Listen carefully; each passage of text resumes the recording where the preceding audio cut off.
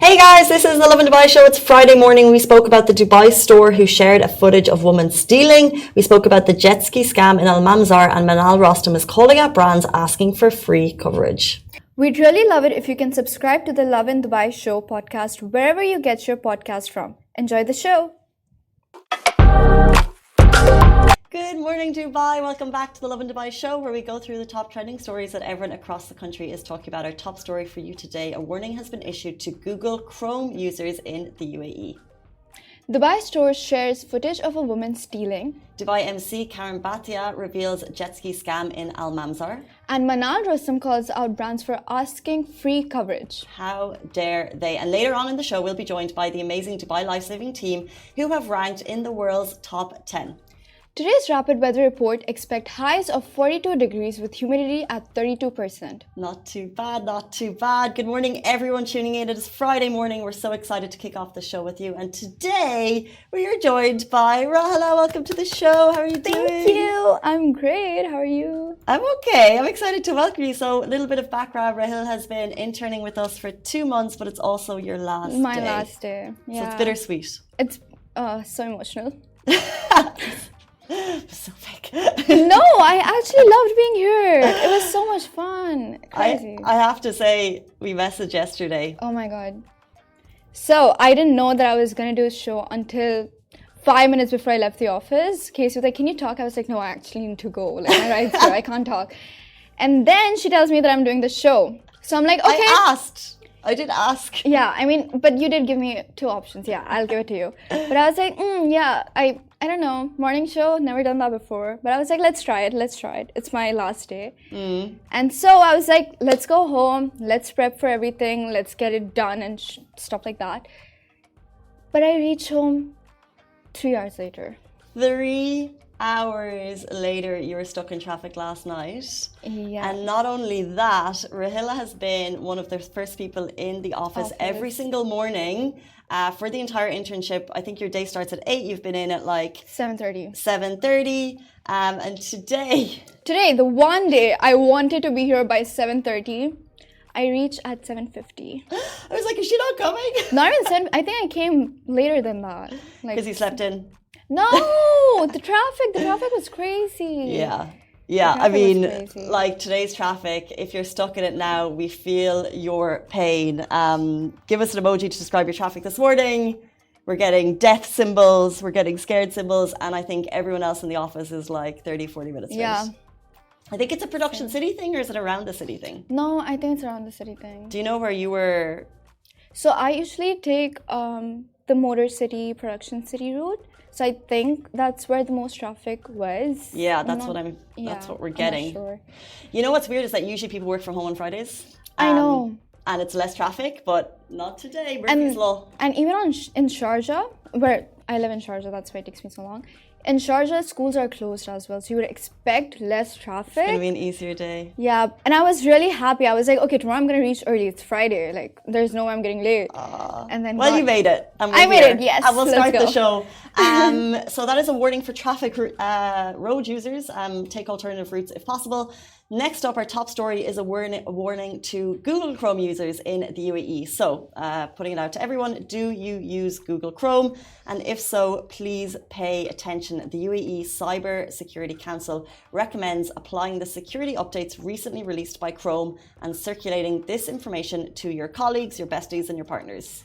So what's actually happened? According to a post by the UAE Cybersecurity Council, Google has released security updates to address multiple vulnerabilities in Chrome browser.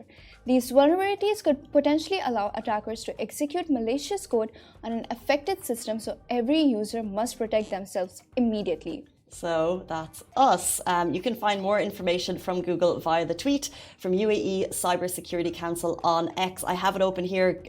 Google have basically listed how you protect yourself, and this is where I come to a roadblock because I'm a Google Chrome user. I have been for years. I see this update. I think, oh, that's an important update to share with the public, but I don't understand how to do it. Yeah, the language is not easy. No, and these types of attacks become a little bit scary.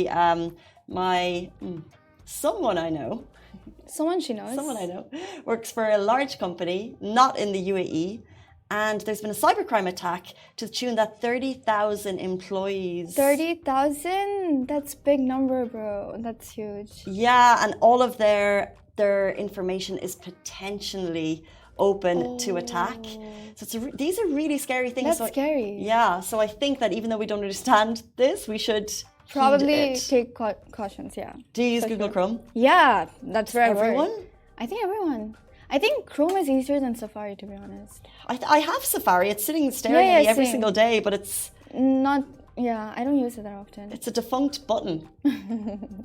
Another story grabbing attention. A Dubai store shares footage of a woman stealing. This is grabbing a lot of headlines this morning. Sand Dollar Dubai is a homegrown swim and resort wear store. I think they started online, but they are now a much loved community brand. They have their flagship store in Ajman.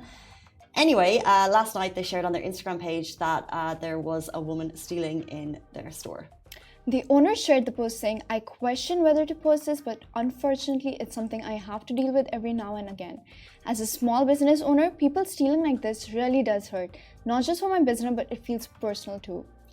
You can sense her personal conflict in this. Yeah, it's quite emotional. So the owner continued, I've worked so hard over the years to get where we are today, and it's just so upsetting that people feel like they can walk blatantly into my store and proceed to steal my stuff. She said there are some positives, and they have such great support from, the hotels they're in and also from the police, which means they're actually very close to apparently catching this thief. She also shared that these are the challenges of being a small business owner and thanked her loyal customers and strong community for which she is grateful for. Everyone is surprised. I am surprised. Like, how did this happen here? This is the thing. However, it's interesting that she notes this happens. It happens, yeah. Do you, like, the person who's done it, I felt like she looked like me, to be honest. I was like, it's not Oh my me. God, yeah. She looks like Casey. I doubt. Is that you? It could be, but I don't know about you, but like if I'm walking through an airport security, I haven't done anything wrong, but my heart Oh my pounds. God, yeah, same. Even like if I'm with my friends in a car and there's like a police car that passes us, we're like, yeah. Let's not breathe, guys. Hello, officer. Nice to see you. Even though we're doing nothing wrong, like we're perfectly driving at the speed limit, everything, but we're just like, guys, stop breathing. Let's just keep driving. It's crazy. So either, like when you look at you always try and have empathy for the person, even though to the business owner, I have all of the empathy for you as well. But you're thinking, why did the person do this? Were they doing it for kicks, or were they doing it because they're absolutely down and out, bottomed out? That makes absolutely no allowances for it, and we should not steal. But you just wonder what type of position the person is in. Honestly, is clothing really that essential for you to steal? Yeah, you're so right. If it was grocery or something, okay, understandable. Maybe you needed water and you couldn't afford it, but like clothes, I mean, you can skip on clothes, come on. So true. And then when you think about the effect that it has on the small business owner, anyway, now that she's put it out there, I have no doubt that no one's going to be going near that store to steal. Of course, yeah. For future. Speaking of theft and scammery. Dubai MC Karan Bhatia reveals jet ski scam in Mamzar. So Karan Bhatia, a well-known MC in Dubai, exposed a common jet ski scam in the Mamzar area.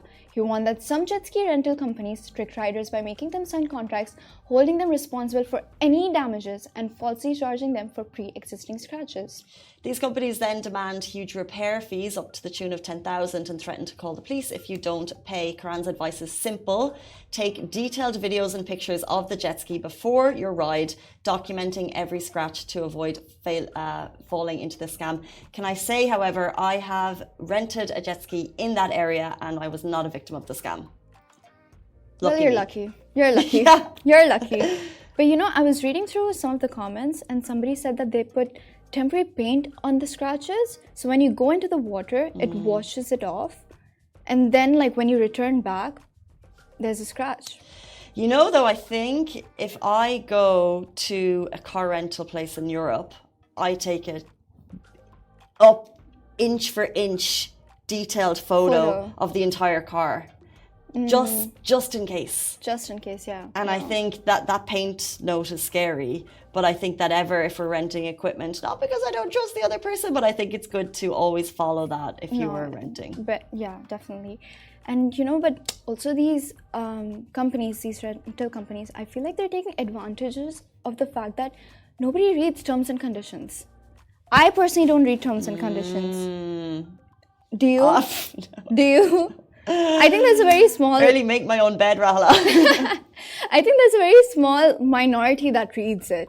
So I think they're taking advantage of the fact that nobody reads through all of these and are falling for scams. So yeah, it's so tricky. Like we spoke about that story.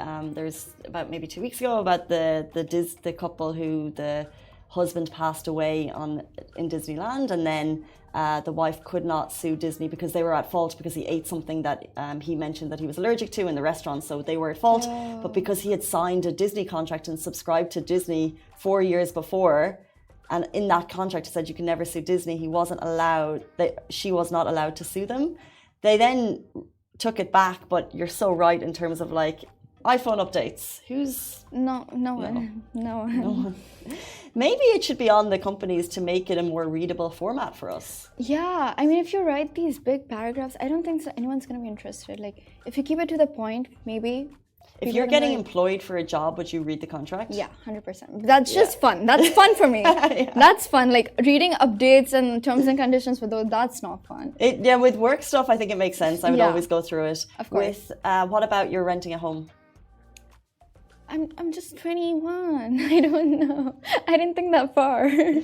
I think I would. Yeah. I think essential. The last place they gave us a contract, but there was no terms and conditions. They were like, oh, it's fine, you'll just follow the buildings ones. They didn't give us a contract. And we were like... Oh, sketchy. Yeah. So it's like, give us something, make it easy to read, and we shall read it.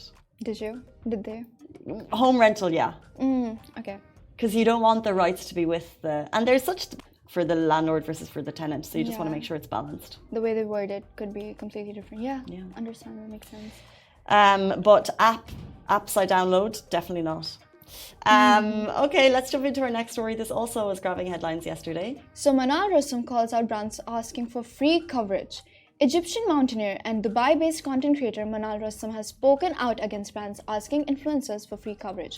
She took to Instagram to vent about how companies are offering exposure instead of payment, which she firmly says doesn't pay the bills. Manal pointed out that more brands are reaching out for collaborations without any budget, expecting influencers to work for free. Many people in the industry are backing her up, agreeing that exposure isn't enough when it comes to paying the bills. So we've had Manal sit here before, by the way, and when we title headlines that go on Lovin Dubai, we have to make it relatable to the audience. So Manal is more than a content creator. She was the first Egyptian woman to scale Everest.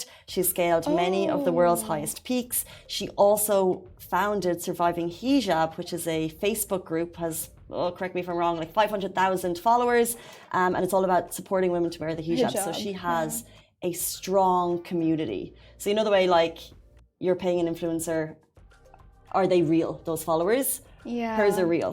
They are very much engaged into her life. No, but oh my God, that's amazing, the work she's done. But I also noticed like a few brands, they were being so defensive in the comment section. Oh, really? They were being so defensive. They were like, they said that it goes both ways and that many influencers don't have enough engagement, or they bought fake followers, which is quite visible to them. So they're like, is it... we're not going to give you free stuff or like payment for having fake audience. Right. Well, but I think then it needs to be on a case-by-case basis. Like if you are employing someone, you make sure that they are up to... Yeah, like for example, back in the day, we didn't have influencing market, whatever. So all these brands, they would actually pay billboards and like other marketing streams. But now that influencer marketing is a big thing, I think they should also be paid. 100%. Like brands need to know who they're working with, but it's very often that they'll try and go for a barter deal first. Yeah. And I think it's on a case-by-case basis. So you as an influencer needs to know how much, like think about, do they actually have budget? And like if it's a small store, for example, Sand Dollar Dubai, it's a small store. If they got in touch and they wanted a collaboration, if I was an influencer, I think, okay, maybe, you know, they're a small store, don't have budget. Yeah, maybe we exactly. can get to an agreement of like, my time is worth maybe a handbag, you know, like have a barter versus, Yeah. but you of course establish that your time is worth something. It's a value, as is your audience and the content that you create. Now, if a huge brand came along, which does happen, and they ask for my time, as an influencer, I'd say, well, they've got some money somewhere if they're paying for this billboard, if they're taking over this metro station, you know, if they definitely have spend, and therefore I'd value my time based on that too. I agree. But also for like all these influencers who are just starting their career, I think it's okay for them to say yes to these free coverage or free brand things, because their page is their portfolio. So when these $1 million, when certain brands see these $1 million brands being portrayed on their page, then they're like, oh, we want to work with this person too. True. And they don't know if they're getting paid or not. So this brand could also be like, oh, maybe she got paid enough. Maybe she got paid a lot. So we should also be paying her. Very true. But I think, so therefore, it's very much on a case-by-case basis. So for example, if a hair tool company, you know, a very fancy one that we all know and love, if they came to me and said, hey, Casey, would you like a hair tool and with a very small following, I'd say, yes, absolutely, I'll take that. Yeah. However, someone who's further on in their career, who has a large audience, who gets paid for gigs, they're going to say no. So that's why, and then the brands know exactly who they're speaking to and they'll make those calls. Exactly. No, I feel like all these influencers were saying, oh, the brand should not ask for free collabs and stuff. You can say no. Exactly. You can just say no. Yeah, you can say no. You can say no and you can move on. Yeah. But I think it's a nice reminder every now and then. And off the industry, because it's a new industry, relatively, and I think times are always evolving. I imagine different influencers at different rates, so it's good for someone to kind of stand up and say, hey, I'm not doing this for free, and maybe it will nudge others to kind of follow in her footsteps. No, yeah, that makes sense. It's 8:48, which means it's time to welcome the Dubai Lifesaving team, which ranked in the world's top 10 in Australia. They're just back on terra firma, so we'll get to that. But before we end the show, this part of the show, Rahela, well done on your first show. Amazing. Thank you for joining me today. Of course. Thank you for having me here. Of course, and thank you for an impeccable internship. Thank you. Thank you for the opportunity. You're so welcome. Guys, that brings us to the end of this part of the show, and we're going to join with the Lifesaving team up next. Stay tuned. Welcome back to the Lovin Dubai show, joined today by members of the Pirates team. We've got head coach Fernando Mateo and Oliver Bergman, captain for the team, who just ranked in the top 10 at the Lifesaving World Championships in Australia, competing against Olympians, battling brutal sea conditions. They're here to tell us all about it. Welcome to the show. Thanks so much for the invite. We are very proud of being in your studios. Well, I'm happy to have you. Massive congratulations. Big win. Unexpected maybe. So how does it feel to have ranked in the top 10? Well, when we came in, we saw a quote from Caesar Augustus on the wall of the studio saying, I came to Rome and it was a city of bricks and I turned it into a city of marble. I guess that with the advice of our senior team members like Oli and others, we're able to build something from nowhere. And that is so fulfilling. It's very, very difficult to express how we're feeling at this point in time. Well, tell me about building something from nowhere. Oliver, captain of the team, like when did you start, when did you join, and what was the team like when you took the captainship? I think it was about a year ago Candy came to me and she spoke about the opportunity of representing the UAE on the world stage. When she mentioned that we had to take it up, I mean, this has been a dream of ours forever. When we started training, we thought, you know, we're going to do our best and we just want to rub shoulders with the best in the world and just try to stand our own. But being able to perform on the highest stage and win events, that was not expected. We couldn't do that without the unbelievable coaches and our support. What's needed to get to this level? Like, is life-saving every day after school? Is it weekends? Like, what do you need to get to the team to peak condition? We run our program with our kids Mondays through Sundays. And there we are setting the roots for people to become the Olivers of this world and to become members of, hopefully, the next world champ taking place in 2 years. It takes a lot of effort. It takes a lot of focus. It takes a lot of funding. This is kind of the tricky part always when you get into this kind of adventure, financial resources. But beyond anything else, what you need is a big heart. A big heart, good legs, good lungs, and the spirit to go against adversity. Because when we showed up in Australia and our team saw those waves, those water conditions, we never get to see that in Dubai. Never. I mean, Oliver, coming from South Africa, obviously he's seen it on a daily basis when he was in his childhood and in his years starting there in life-saving. But for the rest of the kids, it was unseen before. I mean, when you get to see those waves and you get to see those rip currents, etc., it's very tricky. We do have a very flat seascape here in Absolutely. Dubai. Absolutely. But tell me, Oliver, what is training like for you? And correct me if I'm wrong, like I can imagine for some reason, I know what training for tennis looks like, I know what training for football looks like, I don't know what training for life-saving looks like. Right, life-saving comprises of two different disciplines. Everyone knows the Baywatch side of things, which is the lifeguarding that's patrolling the beaches. But the other side that not many people know about is the competition side. The competition is broken up into land events, water events, and then events that comprise of both disciplines together. So the training comprised of a lot of land-based training, which is sprints, it's longer runs. And then in the water, we use craft and we are swimming. The days obviously changed. One day we'd be training on the land, the other day we'd be training on the water. So a strict program with alternating between the two disciplines. And it's a combination of several things at the same time. It's not just the different scenarios, water and land, but it is the abilities that you need to have in order to be able to perform at the right level in both.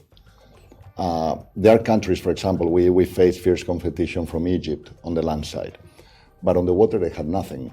We fears some serious competition from the Indian team on the land, but again, on the water they had nothing. One of the beauties precisely of our team is that we were able, although it was a very small team in comparison to the other teams, we were able to field a group of athletes who were able to perform both on and off the sun. You mentioned earlier lung capacity. How do you train your lung capacity to compete in world life-saving competitions? Oli, that's your question. This is something that it doesn't happen just overnight. It is something that progressively you get better with your swimming, with regards to wiping out, with regards to staying calm. That is ultimately the most important thing in these situations. Back to what Fernando said, at the end of the day, we went and we took one of the smallest teams, but probably the most diverse. We had people from 4 different countries, be it Brazil, United States, England, Wales, I should say 5 actually, and South Africa. But together, everyone brings a different aspect to the table, and it all just clicks when we come together. And Oliver has mentioned something very important, which is don't rush things. This is not a process that can happen from one day to the other. This is something that starts on the base. This is something that starts with our kids at our Kite Beach location. It's very difficult to build an athlete from scratch. They need to have something special. And that's what we saw in the team that we took. I mean, we saw obviously the experience of people like Oliver. We saw that raw talent in the youth that we took with us. And at the end, it was a great combination. It was watching them perform at the level they did, it really made us feel proud. Wearing the UAE flag on our shirts and representing our country in such an event meant a lot to us. It's amazing. We actually, in many ways, we made history. In a sport that is completely unheard of in the region, although there is a long tradition, for example, in Egypt, to show up in our first international event and finish how we finished, it goes for the team. You know, Thanks. No, it is amazing. And the thing is, like, we see the medals, like, we see the end. We don't see the process, the journey. The determination that it takes to get there. It's a journey. It's Right. a journey. It's a journey that started when we got together and we said, let's do it. And once we said, let's do it, there's no way back. Okay? We got to that point of no return. Mm-hmm. And we got to that point of no return very, very soon. As I've said before, it requires not just having the team, but having the resources. It was a fight. At the end, I mean, unfortunately, we didn't get that much support, so Paris itself took a lot of the cost under our wing, and we are more than happy to do so because we're promoting what needs to be promoted, which is a healthy youth, a sportive youth, and a focus for youth. And if there's a sport that gives phenomenal amount of focuses to our youth, it's life-saving. Because there is also a social benefit into it, which these kids know how to save lives. So going forward, if you're looking for the World Championships you mentioned in 2 years' time, you'll hopefully look for more community support? Absolutely. We need it. We need it. If not, it's going to be very difficult to replicate or to emulate what we did down in Australia. We definitely need, and from here I make a call, whoever is interested in touching base with us to see what they can do for the future of this team, more than welcome. Well, more conversation is what makes that happen. But you mentioned you saw a strong team, and that's why you put the team together. When the team arrived in Australia, and we've kind of touched on the difficult conditions, what was the mindset when you took off on your first, I guess, like C part of it? Like, how did you kind of rally the team to be like, it's not what we're used to, but we're going to do it? I mean, the boys just have so much grit and determination. It was never a case of, oh no, this is what we've got, it's what we're going to work with. And I think where we might lack skills in one department, we have that determination in the other. And fortunately, we arrived 5 days earlier than the event, so we were able to accustom ourselves to the waves and obviously hone in on the boards and the craft that we were using in the event. It was pure talent, because the truth needs to be told. We had never used those competition boards in our life for some of those events. It was the first time that our kids had access to those boards. Why so? Very difficult to access them. Obviously, the water conditions here don't merit getting those boards. You have to go and train elsewhere. But still, they were able to perform, and still they were able to enjoy like crazy. It was very interesting because the first day they had access to those boards, Oli can tell you more in depth what the experience was. Yeah, carnage. Yes, pretty much. But again, it's part of life. We are human beings that need to adjust, to adapt to whatever life brings on us, and these guys really showed a phenomenal capacity to adapt to the circumstances. True. I love how, Oliver, you said great determination, and then, you know, your coach says pure talent, because it's a replication of what happened. What are your thoughts on lifesaving as a sport in the UAE? I'll be honest, I don't know much about it. I'm glad we're having this conversation. What can be done to propel it, to get more funding, to get more people involved? I believe, and I will let Oli talk more in depth about it, but I believe that people out there need to understand that there is a social benefit to developing our sports, which is we are creating not just athletes, but people who have got the ability to save lives. That's the reason why a sport is called life-saving. If an accident happens on the beach and the lifeguards on duty are there, it's always good to know that there is a bunch of kids and there's a bunch of adults that can also support in those needs. At the same time, the benefits is a multi-experience sport, in the sense that you've got a land portion to it and you've got a water portion to it. So it's not just you are creating unidimensional athletes, you are creating multidimensional athletes, which is great, because that set of skills that they develop in their journey along this sport are going to help them in anything they do in life. Mm-hmm. Discipline, character, calmness versus adversity, capacity to adapt and to adjust. I discovered myself, and I am being truly honest, I discovered this sport quite recently myself. I come from the racket world sports. So imagine the transition. And I find so many nice things about the sport that it hooks you into it. Interesting. Yeah, and if I can add to that, not only is it a club or a community, but it's a family at the end of the day. And having those brothers that I now have, it's something truly spectacular. Have you been lifesaving on the beach during Dubai summer? I have not. I have not been lifeguarding, but rather training for the lifesaving specific events. We've actually collaborated many times for many years with Dubai municipality in basically creating specific training for their lifeguards. Mm. And it was always a phenomenal experience working side by side with those guys that spend so many hours on the beach taking care of our lives there. So all these guys are obviously certified lifesavers by one of the most prestigious institutions, which is the South African Lifesaving Board. And that's one of the things that we obviously promote at Paris, which is every single kid that goes through our ranks, at the end when they come out, they are licensed to become lifeguards. Amazing. Before you leave us, what's next, Oliver, for you specifically? Are you going to stay with the team? Does the team go on to the World Championships, or what happens? 100%. We've come too far now to let it fuzzle out. The next goal would be in 2 years' time once again at the World Champs. And ultimately, there is news of lifesaving an event in the Olympics in 2032, Brisbane. Wow. So We are becoming an Olympic sport. And more important to that is the fact that now we've got a target that we face, which is 2026. Either Morocco or Abu Dhabi are the venues. They still have to decide. Might be one of the portions is done in Abu Dhabi, might be the others done in Morocco, we'll see. But now it won't be our first time. Now we are ready. Now we know the little things that we need to know before showing up. And away from that is now we are creating that spirit that we need to look forward to 2026.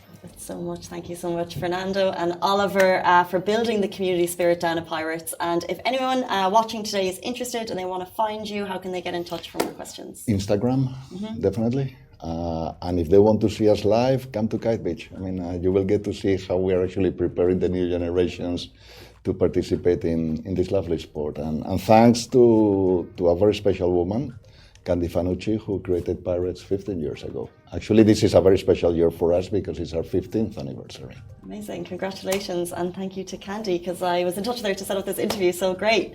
That brings us to the end of our show. Guys, thank you so much for joining us on this Friday morning. Have a great day. Thanks for your Thank time. you And so again, much. thanks for your invitation. It's been an absolute pleasure. Of course. Guys, that brings us to the end of our show. We'll be back with you tomorrow. Nope. Monday morning, same time, same place. Bye-bye.